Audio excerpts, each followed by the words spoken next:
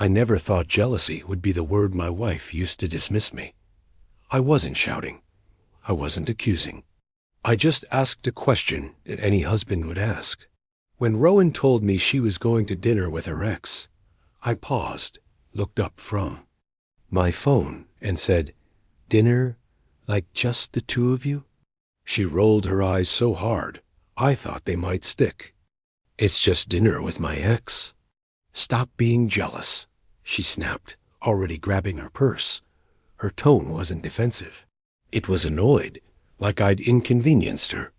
I stood there in the kitchen, listening to her heels click toward the door, feeling small in a way I hadn't felt in years.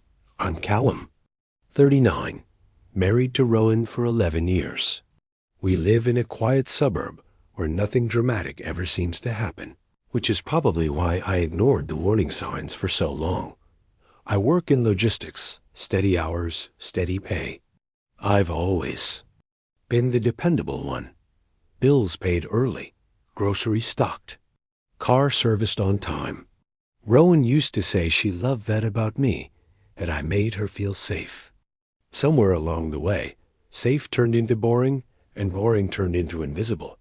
Her ex's name was Julian.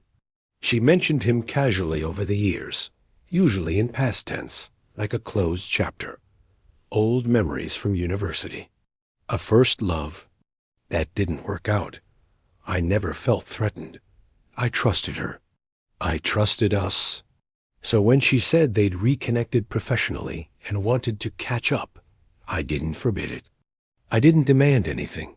I just asked questions. That night, though, something in her reaction lodged in my chest. The way she snapped. The way she didn't even look back when she left. She came home after midnight. I was awake, sitting in the dark living room. She smelled like wine and unfamiliar cologne. She didn't apologize. She didn't explain. She just said she was tired and went straight to bed. I stayed on the couch, staring at the ceiling, replaying her words. Stop being jealous. It wasn't the sentence. It was the certainty behind. It like she'd already decided my feelings were invalid. The next morning, I left early for work. Not to avoid her, but because I needed space to think. All day, my phone stayed silent. No text. No, we'll talk later. Nothing. When I pulled back into our driveway that evening, the house looked the same as always. Curtains drawn, porch light off. I parked, stepped out, and walked to the front door. I slid my key into the lock. It didn't turn. I tried again. Same resistance. For a second, I thought the lock was jammed. Then I noticed the faint scratches. Around it, recently replaced. My stomach dropped, not in panic, but in realization. I knocked, waited, knocked again. Finally, the door opened just enough for Rowan's face to appear. She looked calm. Too calm. "What are you doing?" she asked. I held up my key. "It doesn't work," she shrugged. "I had the locks changed this morning." I didn't raise my voice. I didn't ask why. I just nodded slowly, like I was filing away information. Did I do something wrong? I asked, quietly. She sighed, like I was exhausting. "You're overreacting to nothing. I need space. You're making things weird." Behind her, I saw a second pair of shoes by the door. Men's, not mine. I didn't point them out. I didn't need to. Everything clicked into place with a strange, chilling clarity. I walked back to my car, sat inside, and breathed. Not fast. Not shallow. Just steady. That was the moment I understood something important. Cheating isn't always sneaking around. Sometimes it's rewriting reality, so you're the problem for noticing the truth. She didn't feel guilty. She felt entitled. Entitled to my patience, my money, my silence. I drove to a hotel that night. Not a dramatic one, just clean, anonymous.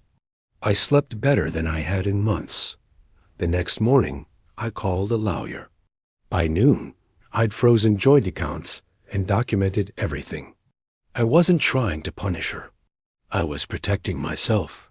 She texted later that afternoon, "You're being dramatic." Julian is just helping me think. I didn't reply. There was nothing left to say. Over the next few days, the narrative shifted. Suddenly, I was controlling. Insecure, cold. Friends started reaching out, cautiously, like they were handling glass. I didn't argue. I didn't defend myself publicly. I let the facts sit where they were. Changed locks. Dinner with an ex. Another man's shoes in my house. People can draw their own conclusions. A week later, Rowan called. Her voice was sharp, panicked. "You can't just cut me off like this," she said. I listened until she finished, then spoke calmly. "You changed the locks first." Silence followed. Heavy, uncomfortable silence. She hung up without another word. I won't pretend it didn't hurt. It did. I loved her, or who I thought she was. But there's a specific kind of peace that comes when you stop begging someone to treat you with basic respect. I didn't lose my marriage that day. I lost the illusion that it was still alive. The jealousy she accused me of was just awareness. And once you see clearly, there's no going back.